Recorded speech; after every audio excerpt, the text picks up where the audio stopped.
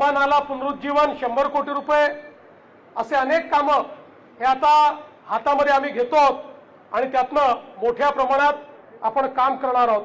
आपल्याला माहिती आहे अंबादेवीचा जो प्रकल्प आहे 200 कोटी रुपयाचा त्यालाही राज्य सरकारने मान्यता दिलेली आहे। छत्री तलाव पर्यटन असेल, वडाळीचा दुसरा टप्पा असेल, अशा अनेक गोष्टी आपण या ठिकाणी हातामध्ये घेतलेल्या आहेत आणि मला विश्वास आहे पुढच्या काळामध्ये या अमरावतीला एक अत्यंत महत्त्वाचं शहर म्हणून विकसित करण्याकरता आम्ही कटिबद्ध आहोत।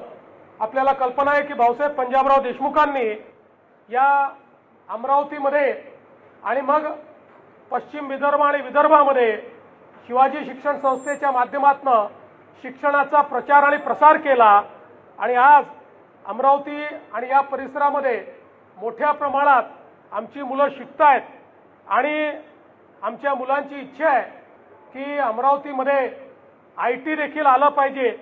त्याही दृष्टीने पुढच्या काळामध्ये आम्ही विशेष प्रयत्न करून या ठिकाणी ITच्या संदर्भातली गुंतवणूक आली पाहिजे अशा प्रकारचा प्रयत्न आम्ही करणार आहोत। आज खरं म्हणजे मला फार उशीर झाला आहे कारण मला अकोल्याची सभा करायची आहे आणि एअरपोर्टवरनं 5:30-6 नंतर फ्लाईट तिकडच्या उडणार नाही, त्यामुळे मी अधिक या ठिकाणी बोलणार नाही। पण मी सर्व माध्यम प्रतिनिधींचे मनापासून आभार मानतो की आपण देखील या ठिकाणी थांबलात